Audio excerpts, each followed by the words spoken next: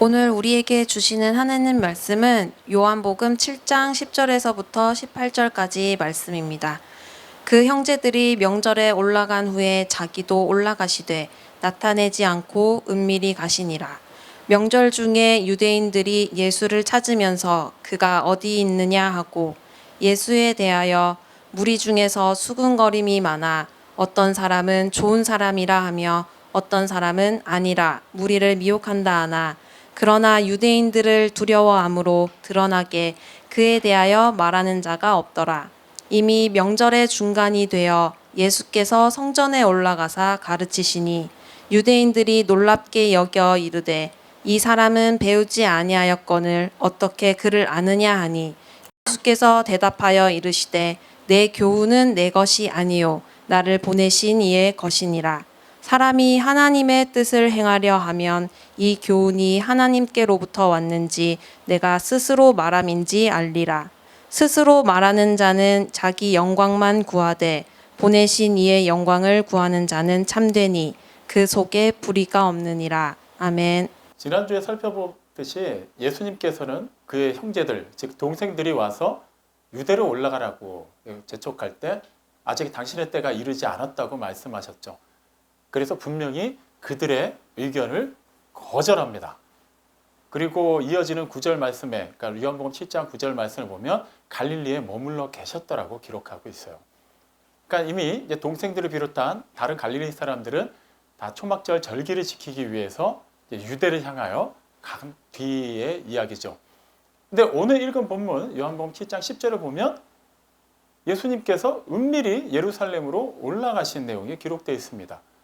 도대체 며칠 사이에 어떤 일이 있었기 때문에 예수님이 자기의 때가 아직 이르지 아니하였다고 말씀하시면서 마치 안 올라가실 것처럼 하셨던 그 일을 번복하신 걸까요? 자, 이것은 단지 그분이 그냥 마음이 바뀌었다 아니면 변덕을 부린다라고 이해할 수는 없습니다. 먼저 예수님께서 이 땅에 오신 목적 그리고 어떤 모습으로 오셨는지를 이해할 필요가 있어요. 갈라디아서 4장 4절 말씀을 보면 하나님께서 때가 참에 그의 아들을 여자에게 나게 하시고 율법 아래 나게 하셨다고 기록하고 있죠. 그러니까 이것은 예수님의 인성에 관한 말씀일 뿐만 아니라 예수님 또한 똑같은 사람의 몸을 입고 이 땅에 오셨기 때문에 하나님의 율법에 순종하셔야만 했음을 알려주는 말씀입니다. 그분은 곧 하나님의 아들이시지만 또한 사람으로 오셔서 그냥 나는 하나님의 아들이니까 율법을 지키지 않아도 돼가 아니라 몸소 하나님의 율법을 지킴으로 하나님께서 정하신 그 계명들에 대해서 본을 보여주셨죠. 그리고 하나님께서는 모세를 통해서 그 출애굽 여정 가운데 많은 율법에 관한 조항들을 알려주셨어요. 그 가운데는 유대인들이 지켜야 되는 대표적인 3가지 절기에 관한 것도 있는데 또 그 절기를 어떻게 지켜야 되는지를 신명기 16장 16절은 다음과 같이 얘기하고 있죠. 그러니까 이제 모세가 하나님께 들은 말씀을 그대로 전하는 거예요. 이스라엘의 모든 남자는 그 3대 절기예요. 무교절, 실칠절, 초막절에 하나님께서 택하신 곳으로 가서 그 복 주신 것에 감사하는 마음을 담아서 힘써 예배를 드리라고 기록하고 있어요. 여기서 말하는 무교절이 곧 오순절, 그러니까 6월절입니다. 그 칠칠절이 오순절이에요. 그리고 초막절은 말 그대로 초막절, 다른 말로는 수장절 혹은 장막절이라고도 부르죠. 그렇기 때문에 예수님은 율법 아래에 계심으로 말미암아 그 초막절을 지키기 위해 하나님께서 택하신 곳, 즉 예루살렘에 있는 성전으로 가신 거예요. 그러니까 이것은 단지 내 때가 이르지 않았다라고 말씀하신 것과는 다른 차원으로 생각을 해야 되는 거예요. 조금 있다가 다시 말씀을 드리도록 하겠습니다만 예수님께서 만약에 어차피 올라가실 거 그 동생들 그리고 갈릴리 사람들이랑 같이 가셨다면 어떤 일이 벌어졌을까요? 이미 우리가 익히 알고 있는 것처럼 유대인들, 그러니까 보통 복음서에서 유대인이라고 표현되면은 유대 지도자들이라고 이해하시면 돼요. 예수님에 대해서 적대적인 그런 감정을 가지고 있는 유대 지도자들은 어떻게든 예수님을 잡아 죽이려고 혈안이 되어 있었죠. 그래서 오늘 읽은 본문에도 보면 7장 11절에서 유대인들이 그가 어디 있느냐라고 이렇게 찾는 광경이 기록되어 있어요. 여기서는 그냥 단지 그가 어디 있느냐라고 표현하지만 실제 원문 내용을 그대로 표현하면 그놈은 어디 있느냐라는 그냥 경멸하는 표현이었습니다. 예수님에 대해서 상당히 지금 부정적이고 굉장히 불쾌한 심정을 갖고 있다는 것을 드러내고 있죠. 자, 만약에 그 일행들이랑 같이 가게 되면은 일단은 동생들부터 가만히 있지 않았을 거예요. 그들은 이미 앞서서 그들의 형님을 재촉했죠. 아니, 스스로 드러내고자 하는 사람이 왜 이렇게 총구석에서만 이러고 있습니까? 그 넓은 무대에 가서 제대로 한번 기적도 행하시고 말씀을 전하셔서 사람들 한번 제대로 한번 모아보세요. 그래서 당신이 원하는 그 나라를 한번 이뤄보세요. 만약 그게 아니면은 확실하게 인정하고 집으로 돌아오시던가, 약간 지금 그런 맥락이에요. 뭐가 됐든 형님이 좀 드러나기를 원하고 있습니다. 근데 형님이 지금 같이 간다면 어떤 일이 벌어질까요? 어떻게든 같이 가는 사람들에게 계속 자기들의 형님에 대해서 알릴 거예요. 이분이 바로 예수다. 이분이 우리를 로마로부터 구원할 그런 지도자다라고 동생들부터 그렇게 소문을 낼 거예요. 이미 앞서서 살펴본 것처럼 예수님을 스스로 제자라고 하면서 따랐던 많은 사람들, 그들은 예수님께서 자신을 가리켜서 생명의 양식이다, 나의 피를 마셔야 된다, 나의 살을 먹어야 된다라고 말씀하시는 순간 다들 떠나갔어요. 그들이 생각한 것은 이분이 왜 갑자기 이상한 얘기를 하시지, 이것만이 아니라 아니 좀 우리들의 뜻에 따라서 왕이 돼서 예루살렘으로 가기를 원하는데 이 시골에만 머물러 계실 것 같고 이상한 얘기만 할 것 같은 거예요. 그래 떠나갔죠. 근데 지금 그분이 그들과 함께 예루살렘으로 향하고 있다면 그들이 가지고 있었던 예전에 생각했던 그 기대치도 다시 한번 증폭될 겁니다. 그러면 이미 예루살렘에 당도하기 전부터 어마어마한 사람들이 세력을 이루어서 그곳으로 들어갔을 거예요. 그렇다면 지금 예수님을 잡으려고 혈안이 되어 있는 유대 지도자들 눈에 대번에 뜨겠죠. 아무리 그들이 예수님을 잡아 죽이려고 해도 예수님이 어떻게 생겼는지를 정확히 기억할 수가 없어요. 지금은 우리가 다양한 옷차림이 있고 그리고 뭐 여러 가지 생김새가 다르고 이렇게 꾸미는 것도 다양합니다만 그 당시에는 신분에 따라서 지위에 따라서 그리고 직업에 따라서 규정되어 있는 대표적인 복장을 제외하면 일반 군중들의 옷은 다 비슷했어요. 그리고 그 당시 팔레스타인 지역의 남자들 외모도 비슷했습니다. 수염나고 까무잡잡한 피부예요. 물론 키 차이는 조금 있었겠죠. 그 수많은 사람들이 다 예루살렘으로 모이는 상황에서 예수님이 과연 모든 사람들이 알만한 그런 얼굴이었을까요? 결코 그렇지 않아요. 그러니까 지금 유대인 지도자들은 계속해서 그가 어디 있느냐 계속 찾고 있는 와중에 만약에 예수님이 사람들과 함께 무리를 지어서 그 중심에서 사람들의 그런 호의를 받으며 온다면 대번에 발견이 될 거예요. 가만히 놔두지 않겠죠. 무슨 수를 써서라도 잡을 겁니다. 만약에 예수님이 사람들 사이에서 말씀을 전하시거나 기적을 행하시면 분명히 민심이 동요될 거라는 것을 그들은 알기 때문에 그 전에 어떻게든 잡아서 해결을 봐야 되는 거예요. 그런 상황이라서 예수님은 그들과 같은 때에 올라가지 않으시고 또 이렇게 은밀하게 조용히 올라가셨어요. 그리고 아직 예수님이 당도하지 않은 예루살렘에 모여있는 많은 사람들은 지금 예수님에 관한 것으로 온통 이슈가 집중되어 있었습니다. 먼저는 유대 지도자들이 계속 찾고 있잖아요. 사람들 사이에서. 그러니까 몰랐던 사람들도 알게 되는 거예요. 도대체 예수가 누구길래 저렇게까지 막 살기를 띤 눈빛으로 찾고 있는 거지? 아는 사람들은 당연히 아는 거예요. 그때 그런 일이 있었지. 예전에 유월절에 그런 38년 된 병자를 고치셨지. 그리고 예전에 성전을 정화하셨지. 놀라운 일들을 행하셨지. 그래서 사람들 사이에서 그분이 다시 오겠네. 막 기대치가 막 올라가고 있는 겁니다. 그래서 오늘 읽은 본문 12절에 보면 일단의 사람들은 예수를 좋은 사람이다 라고 얘기해요. 그들은 정확히 본 거예요. 아직 영적으로 완전 깨우쳐서 알고 있는 것은 아니지만 실제 예수님이 전하신 말씀은 좋은 말씀, 하나님의 말씀입니다. 어느 누구에게도 해가 되지 않아요. 그리고 예수님께서 실제 행하신 기적은 아팠던 사람, 귀신 들렸던 사람, 여러 가지 문제로 고민하고 있었던 사람들에게는 말 그대로 복음입니다. 정말 좋은 소식으로 그들이 직접 체험을 했어요. 어느 누구도 예수님을 부정하거나 나쁘게 볼 이유가 없어요. 그런데 또 다른 측면에 있는 사람들은 아니다. 그는 무리를 미혹하는 자다라고 얘기해요. 쉽게 말하면 이거예요. 다수의 사람들이 예수? 좋은 사람 아니야? 했더니 또 다른 사람들이 이 사람들 미혹당했네. 아니야. 우리가 듣기로는 자기의 영광만을 취하는 사람이래. 결과적으로 그렇게 사람 모아서 자기 하고 싶은 일을 하는 그런 사람이래. 이런 식으로 막 이렇게 헛된 소문을 막 퍼뜨리고 있었던 거예요. 그런데 실제 이렇게 부정적으로 얘기한 사람들도 예수님에 대해서는 꼭 그렇게 부정적인 마음을 갖고 있지는 않았을 겁니다. 왜냐하면 오늘 읽은 본문 13절에 보면 유대인들을 두려워하여서, 그러니까 쉽게 말하면 유대 지도자들을 두려워해서 아무도 예수님에 관한 이야기를 하지 않았다라고 기록하고 있어요.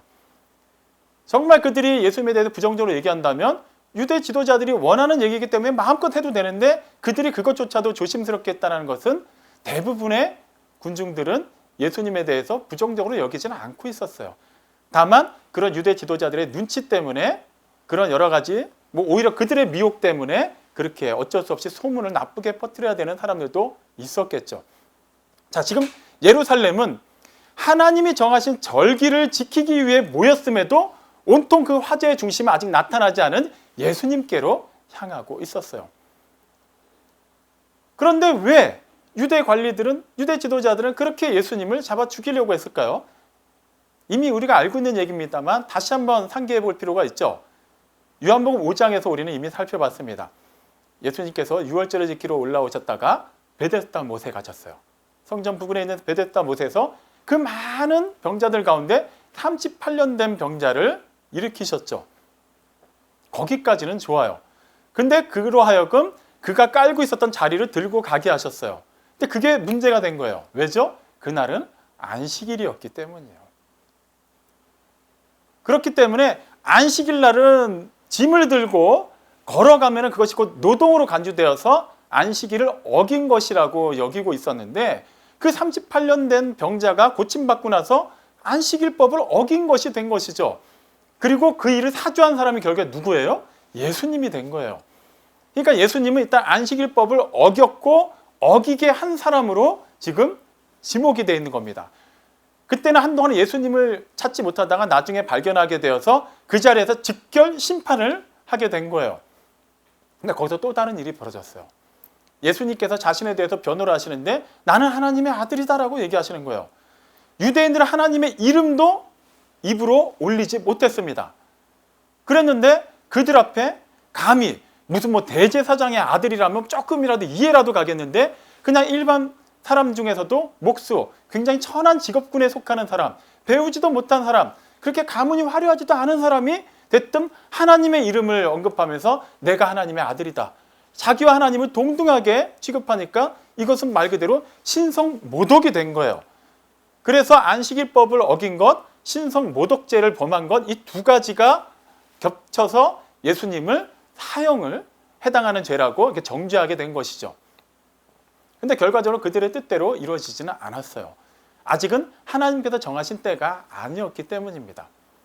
그러니까 표면적으로 보면 유대 지도자들이 예수님을 미워하는 것, 예수님을 잡으려고 하는 이유는 단순히 그들이 그렇게 열심히 지키는 그런 안식일법, 그 다음에 하나님을 경외하고 하나님의 이름을 망령되이 일컫지 않기 위해서 조심하고 있는 그 영역에서 봤을 때는 잘못한 거니까 잘못을 지적하고 있는 거예요. 하지만 엄밀히 말하면 그것은 그들이 예수님을 잡아서 죽이고자 하는 구실에 불과했지 진짜 이유는 아니었습니다. 유대교회는 3대 종파가 있어요.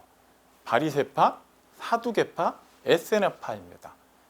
그러니까 세력이 큰 순서대로인데 바리새파, 그러니까 바리새파에 해당되는 사람들은 바리새인이라고 하고 사두개파에 해당되는 사람들을 사두개인이라고 불렀어요. 바리새파는 그 이름의 의미가 구별된 자, 거룩한 자라는 의미를 가지고 있어요. 분리된 자. 벌써 느낌이 뭔가 이렇게 세속과는 거리가 먼 느낌이 오죠. 그들은 모세의 율법을 열심히 연구했어요. 그리고 그 율법을 기반으로 해서 계속해서 내려온 그런 랍비들의 가르침을 가지고 계속해서 수정하고 보완하고 그것을 집대성한 장로의 전통을 굉장히 중요하게 여겼습니다. 율법을 기반으로 한 규칙을 지키기에 힘썼던 사람들이기 때문에 그들은 철저하게 그것이 우선순위였어요. 표면적으로 보면 바리새인들은 나쁜 사람들은 아니에요. 하나님의 말씀을 외면하는 사람들도 아니고 하나님의 말씀을 안 지키려고 하는 사람들도 아니거든요. 그런데 다만 그들은 지나친 형식주의에 빠지게 됐어요. 엄밀히 말하면 하나님께서 주신 율법에는 그 율법을 주신 참 정신이 있음에도 불구하고 그들은 그것에 집중하지 않았어요. 율법을 어떻게 하면 잘 지키느냐에 관한 행위에 집중한 나머지 그것에 일반 사람들을 잘 지키지 못할 정도의 여러 가지 세분화된 규칙을 만들어서 강요하기 시작했습니다. 그리고 그것을 잘 지키는 사람만이 율법을 잘 지키는 것이고 하나님의 복을 받고 하나님의 백성다운 삶을 사는 것이고 그런 사람에게는 내세가 보장되어 있다라고 그렇게 스스로 생각한 사람들이었어요. 그리고 실제 그들 스스로가 그러한 율법을 기반으로 한 장로의 전통을 엄격하게 지켰습니다. 일반 사람들로서는 지키는 게 쉽지 않았어요. 그러니까 당연히 그들의 그러한 종교적인 열심은 보는 사람들로 하여금 존경심을 유발하게 된 거예요. 바리새인하면 와, 어떻게 그렇게 금식을 할 수 있지? 어떻게 저렇게 예배를 드릴 수 있고 저렇게 헌금을 할 수 있지? 어떻게 저렇게 모든 율법의 기준에 맞춰서 생활의 모든 방편을 다 적용하면서 할 수 있지? 그러니까 사람들이 존경을 할 수밖에 없는 거예요. 그리고 그들은 계속해서 하나님의 말씀을 연구하고 가르쳤기 때문에 당연히 많은 사람들에게는 선생으로서도 존경을 받는 사람들이었어요. 자, 그들이 그렇게 금과 옥조로 지키고 있는 장로의 전통, 아무도 건드리지 못하는 그것을 예수님이 과감하게 건드린 거예요. 근데 살짝 건드린 게 아니라 완전히 흔들어 버렸어요. 어떻게 보면 완전히 해체를 시키다시피 한 겁니다. 그러니까 그들 입장에서는 도전을 받았어요. 같은 바리새인이거나 다른 또 이렇게 종파에 속한 사람이 아니라 전혀 일자무식인 웬 목수 청년이 나타나서 그들이 잘못된 것을 막 지적하기 시작하는데 문제가 생긴 거예요. 예수의 말이 틀리지가 않는 거예요. 예수의 말이 틀려야만, 그들이 듣기에도 말이 안 돼야만, 야, 너는 말도 안 되는 소리를 하고 있네? 그 와중에 안식일법을 어겨? 그러면 누구에게도 다 예수는 죽여라 라고 공감대를 형성할 수 있는데 들으면 들을수록 틀린 말이 아닌 거예요. 그럼 뭐가 문제가 돼요?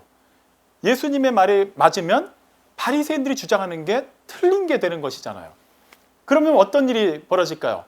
그동안 그 많은 유대인들 사이에서 존중을 받고 그들 가운데서 대접을 받았던 모든 것이 흔들리게 됩니다. 그들의 자리를 보존하기가 어렵게 됐어요.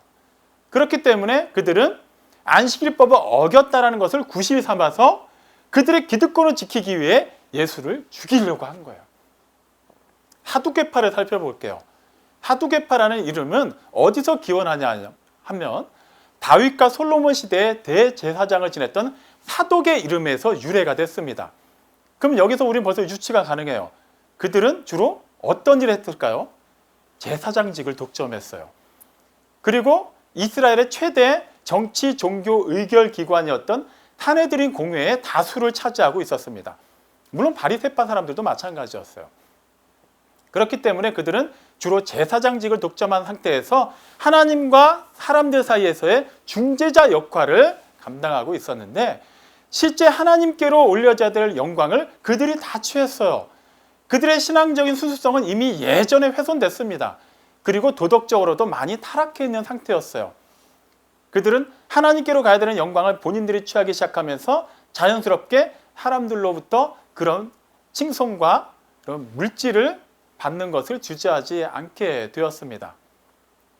그 대표적인 사례가 성전을 관리하는 가운데 기존에는 있을 수 없는 일들이 그 제사장 무리들에 의해서 사두개인들의 중심이 된 사람들에 의해서 이루어진 일이에요. 뭐죠? 희생 제물로 드려야 되는 짐승들, 그 다음에 환전을 해야 되는 그런 환전상들이 성전 뜰까지 들어오게 한 거예요.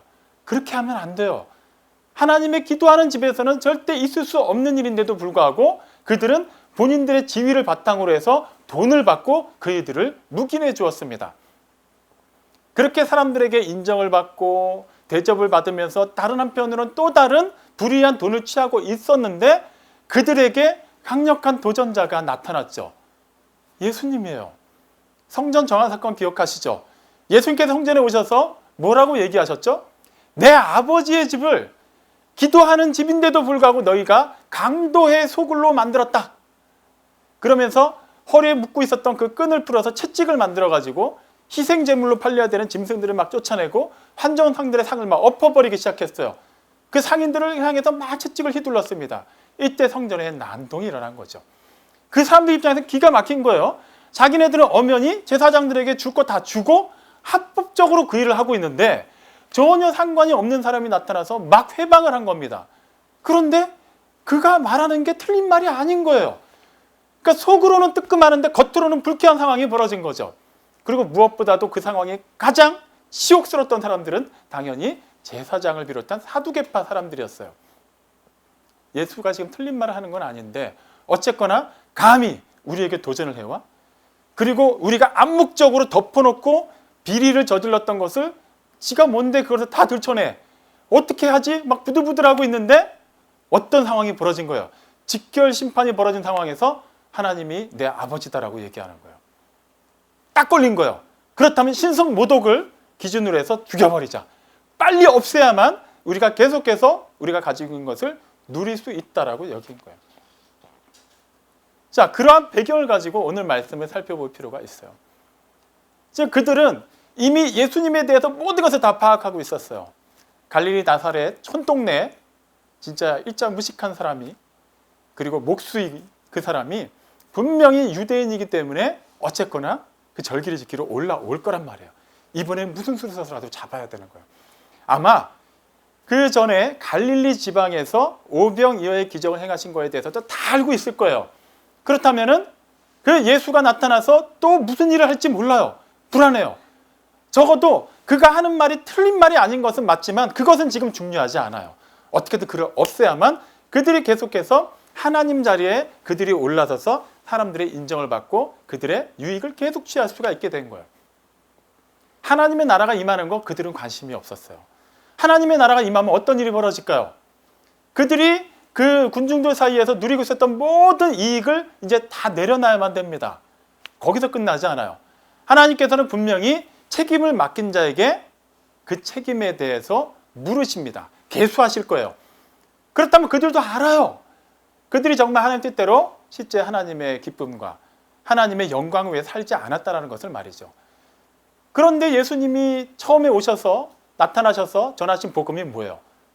때가 찼다. 하나님의 나라가 가까이 왔다. 회개해라라고 얘기하니까 지금 너무 여러 가지 측면에서 봤을 때 이 예수라는 자는 그들에게 공공의 적이 된 거예요. 죽여야 돼요. 절대 다른 이스라엘 사람들이 그에 대해서 알면 안 되는 거예요. 자, 그 상황에서 예수님은 은밀히 올라가셨으니까 당연히 아직 때가 이르지 않으신 관계로 은밀히 다시 돌아가셔야만 하는데 갑자기 오늘 읽은 본문 14절에 보면 성전에 나타나셔서 말씀을 가르치셨습니다. 의아한 거예요. 아니 그렇게까지 모습을 아예 대놓고 드러내실 거면 그럴 거면 그냥 처음부터 같이 올라가셨으면 되는데 굳이 은밀히 올라가신 상태에서 그렇게까지 대놓고 하실 이유가 뭐가 있을까요? 이것도 우리 주님의 신성과 인성을 균형 있게 이해를 할 때만 가능한 영역입니다. 분명히 우리 주님은 인간의 몸을 입고 오셨기 때문에 그 절기를 지키셔야 했어요. 그 율법을 순종하기 위해서 은밀히 오셔야만 했습니다. 왜 은밀인지 설명했어요. 너무 대놓고 오시면은 사람들에 의해서 이미 그 일이 이루어지지 않을 것이기 때문이에요. 하지만 또한 하나님의 한 위격으로 성자 하나님으로 하나님의 아들로 이 땅에 오셨어요. 무엇을 하기 위해? 하나님의 일을 하기 위해. 하나님의 말씀을 전하기 위해 오셨어요. 그렇기 때문에 당연히 성전에서 하나님의 기도하는 집에서 하나님의 말씀을 전하셔야만 합니다. 그런데 만약에 드러내놓고 오셨다면 이미 말씀을 전하시기도 전에 제지를 당했겠죠. 그래서 그분은 그분의 신성과 인성이 전혀 침해를 받지 않고도 하나님의 일을 하시기 위해서 올라갈 때 은밀히 가셨지만 때가 되니까 대놓고 그분을 드러내시고 하나님의 말씀을 전하신 거예요. 정확히 무슨 말씀을 전하셨는지는 복음서 기자가 침묵하고 있기 때문에 우리는 알 수 없습니다. 하지만 분명한 것은 주님이 계속해서 이 땅에 계시는 동안에 전하신 말씀, 하나님 나라의 복음을 전하셨을 거예요. 어쩌면 그 중에 있는 사람들 가운데 회개를 촉구하는 말씀을 하셨을 수도 있어요. 뭐가 됐든 하나님의 말씀을 전하셨습니다. 하나님의 말씀을 들으면 사람들은 분명히 반응을 보이게 되어 있어요. 그냥 사람 대 사람의 말이라면 반응이 여러 가지가 나올 수 있어요. 듣던지 뭐 듣고 흘리던지 무시하던지 아예 안 듣던지 그 외에도 여러 가지 얘기가 나올 수가 있는데 하나님의 말씀을 들으면 정확히 반응은 두 개로 나눠집니다. 듣고 믿던지 거부하던지예요. 자, 지금 이제 성전에서 예수님이 말씀을 전하시고 나니까 어떤 반응이 일어나냐 하면 14절 말씀, 예수님께서 말씀을 전하시니까 15절에서 유대인들이 놀랐더라라고 기록하고 있어요. 유대 지도자들이요. 바리새파 사람들, 사두개파 사람들이겠죠. 그들이 놀란 이유는 그들이 알고 있는 정보를 기준으로 하면 글도 몰라야 되는 사람인데 전하는 말씀이 보통 말씀이 아닌 거예요. 익히 알고는 있었지만 확실히 보통 사람은 아닌 겁니다. 그들이 그렇게 율법에 능통하고 연구를 많이 했음에도 불구하고 그들 수준은 이미 한참 뛰어넘었어요. 그럴 수밖에 없죠. 당연한 거예요. 우리 주님은 곧 말씀이 육신이 되어 우리 가운데 거하신 하나님의 말씀이시기 때문에, 하나님의 한 위격이시고 하나님의 아들이시기 때문에 그분이 전하는 모든 말씀은 곧 하나님의 말씀이에요. 어떠한 사람의 가르침, 사람의 지식, 사람의 배경이 들어갈 이유가 없습니다. 그대로 선포되기만 해요. 어떠한 자료를 기준으로 해서 말을 덧붙일 필요가 없어요. 그대로 전하기만 하면 됩니다. 당연히 그 말씀에 능력이 있어요. 사람들이 놀라는 건 당연합니다. 근데 여기서 주목해 봐야 되는 것은 정말 하나님 뜻대로 행하려는 자는 어떠한 모습으로 또 무엇을 근거로 해야 되는지를 주님께서 이 다음부터 알려주세요. 당연히 그 말씀은 유대 지도자들만 듣지 않았겠죠. 성전 뜰에서 말씀을 전하셨으니까 많은 사람들이 그 말씀을 들었을 거예요. 어떤 일이 벌어질까요? 예수님께서 말씀을 전하시면 반응은 필히 둘 중에 하나였어요. 사람들이 막 환호하거나 아니면 이건 아닌데라고 반응하거나. 근데 대부분의 사람들은 환호했습니다. 그곳에는 유대 지도자들은 소수였어요. 대부분의 모여있는 사람들은 일반적인 군중에 해당되는 사람들입니다. 아마 사람들이 막 술렁거리기 시작했을 거예요. 맞다!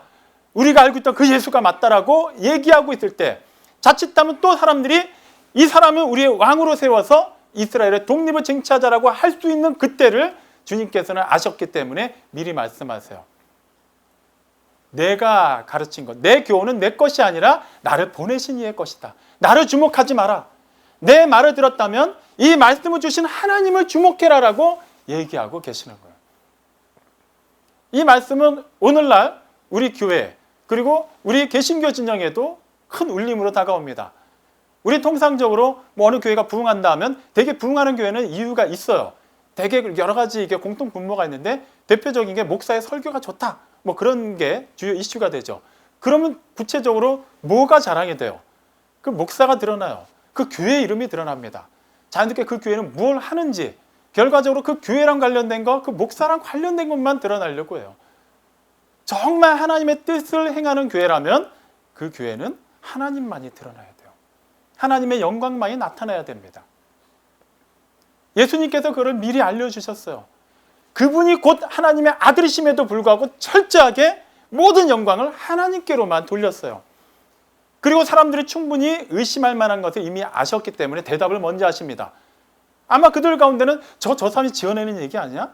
지어냈는데도 불구하고 마침 말이 좀 청산유수처럼 나오니까 대단해 보이는 거 아니야? 라고 할 수 있잖아요. 그 말씀의 권위에 대해서 의심할 수 있기 때문에 예수님께서 17절에서 분명히 얘기하시죠. 하나님의 뜻을 행하려 하는 자는 이것이 정말 하나님께로부터 왔는지 자기가 스스로 하는 말인지 자기가 안다라는 거예요.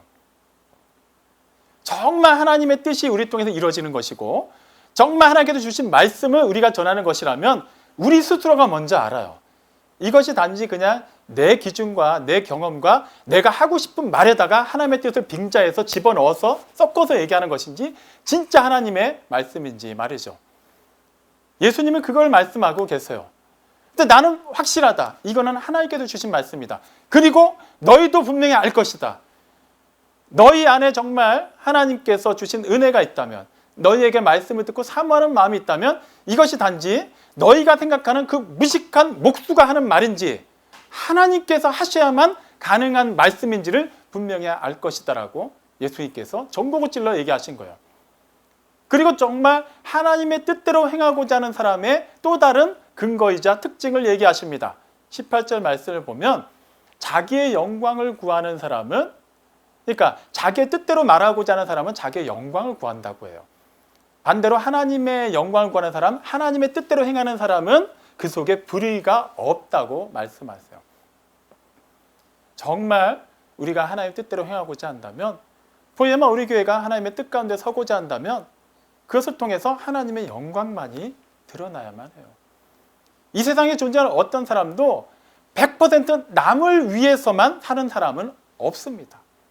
어쨌거나 나도 살아야 남을 위해서도 살 수 있는 거잖아요. 그 말은 내 영광을 조금 더 취하지 않을 사람은 이 세상에 아무도 없다라는 거예요. 하지만 사람으로 존재한 그 역사의 모든 인물을 통틀어서 한 분이 계셨죠. 사람의 몸을 입고 이 땅에 오신 우리 주 예수 그리스도께서는 그분의 모든 것을 부인하시고 그분의 전 존재를 내어주시면서 이 세상을 구원하시기 위해 이 땅에 오셨습니다. 그분만이 이루실 수 있는 일이에요. 그리고 그 다음부터 그분을 따르는 자들에게는 그러한 삶을 살 수 있는 그러한 은혜가 주어지는 것이죠. 그렇기 때문에 정말 우리가 하나님 뜻대로 행하려 한다면, 하나님의 뜻대로 사고하고 말하고 행동하고 그렇게 살아내려 한다면 우리는 우리를 통해서 일어나는 그 선하고 아름다운 모든 일의 영광을 하나님께 돌려드려야만 해요. 다만 우리는 그 일에 쓰임받은 거에 대해서 기뻐하고 감사할 수 있어야겠죠. 내가 이만큼까지 했는데, 내가 그래도 이 사람들 가운데서 요 정도라도 했는데 라고 생각하는 순간 우리는 이미 하나님의 뜻 안에서 멀어져 있다는 것을 인지해야만 합니다. 개신교 진영 내에서 신학적인 논쟁이 일어나거나 어느 한 교회에서 어떤 이슈를 가지고 부딪히게 되면 대개는 쉽게 물러서지 않아요. 어느 한쪽도. 이유는 간단합니다. 우리가 하나님 편이기 때문이에요. 하나님 뜻이 둘이 부딪힐 수가 없기 때문에 내가 하나님의 뜻이라고 자신하는 이상 상대방은 하나님의 뜻이 아닌 거예요. 그러니까 어떻게든 우리는 치열한 영적 싸움을 해서 이겨내려고 합니다.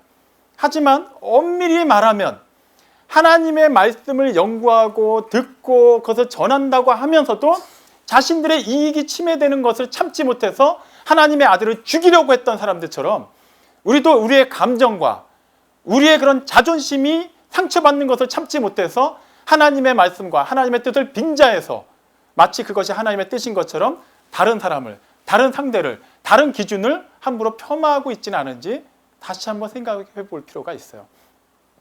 변화산에서 주님의 용모가 이렇게 변화되자 제자들이 막 놀랬죠. 그때 하나님께서 말씀을 주시는데 마태복음 17장 5절에 보면 이는 내 사랑하는 아들이요 내 기뻐하는 자니 너희는 그의 말을 들으라라고 말씀하셨어요. 여기서 말한 들으라는 것은 귀로만 들으라는 얘기가 아니죠. 듣고 따르라는 거예요. 하나님의 아들이 직접 하나님의 그 기도하는 집에서 하나님의 말씀을 전하셨어요. 하지만 가장 하나님을 사랑하고 안다고 하는 사람들은 오히려 그 말씀을 외면했습니다. 다음 주에 살펴보겠습니다만 주님의 말씀을 듣고 그 유대 지도자들이 보인 반응은 그가 귀신 들렸다라고 얘기해요. 하나님의 말씀을 듣고 그들은 그것을 귀신의 말이라고 그냥 치부해버립니다. 인정하지 않으려고요. 내 기준에 안 맞기 때문이에요. 내 이익에 뭔가 부딪히기 때문이에요. 어떻게든 저 사람은 죽여서 내가 생각하는 그 기준은 하나님의 뜻이라고 계속 우기고 살아야만 하는 거예요. 우리는 어때요? 정말 우리가 생각하는 것이, 우리가 말하는 것이, 우리가 추구하는 것이 하나님의 뜻이라고 자신 있게 얘기할 수 있습니까? 우리도 계속해서 하나님의 말씀을 보고 있어요. 듣고 있습니다. 그렇다면 우리가 하나님의 뜻대로 행한다라고 하는 근거는 이미 마련되어 있는 거예요. 하나님의 말씀이 우리에게 있어요. 그렇다면 우리는 그것을 증명해야만 합니다. 무엇이죠? 따르는 것으로 증명해야 돼요. 하나님의 말씀을 듣는 것만으로는 세상이 변하지 않아요. 하나님의 말씀을 듣고 그 심령이 변화되어서 진실로 주님의 은혜 안에서 그 생명으로 말미암아 거듭난 사람들에 의해서 세상이 변화됩니다. 하나님의 말씀을 듣고 놀라기만 하고 멈춘 사람들이 되지 마세요. 오히려 변화된 우리를 통해서 세상이 놀라게 해야 됩니다. 정말로 하나님이 살아계시는구나. 저들이 말하는 하나님이 저들만의 하나님이 아니라 진짜 살아계신 유일하신 하나님이구나라고 세상에 놀라게 해야만 합니다. 사랑하는 성도 여러분, 하나님의 뜻대로 행하려 한다면 우리는 선택을 해야 돼요. 이미 하나님의 말씀을 들었습니다. 여러분, 반석 위에 집을 짓겠습니까? 아니면 모래 위에 집을 짓겠습니까? 그냥 이건 아이들 장난이 아니에요. 두꺼비 집을 짓는 게 아니에요. 영원히 살 집을 짓는 것이기 때문에 아무리 힘들고 시간이 걸리고 고되더라도 우리는 반석 위에 집을 지어야만 합니다. 그것을 우리 주님께서는 주의 말씀을 듣고 준행하는 자라고 말씀하셨어요. 그렇게 우리의 삶으로 주님께서 주신 그 생명의 가치를 알고 그 생명으로 살아내시기 바랍니다. 그리고 그 생명의 가치를 안 사람들이 한 그 삶을 따르시길 바랍니다. 전하십시오. 우리들의 그 삶의 바운드리 안에만 가둬놓지 마세요. 내가 생각하는 기준, 내가 생각하는 그런 여러 가지 인본주의 사상에 하나님의 말씀을 집어넣어서 섞으려고 하지 마세요. 그 말씀 그대로 받아들이고 그대로 따르시기 바랍니다. 그렇게 믿음으로 행하고 살아날 때 하나님의 기쁨이 되고 하나님께서 인정하시는 그 믿음으로 주님께서 우리를 들어 사용하실 거예요. 그렇게 하나님 나라의 확장을 위해서 아름답게 쓰임받는 포에마 우리교회 모든 성도들이 되시기를 주님의 이름으로 축원합니다. 아멘.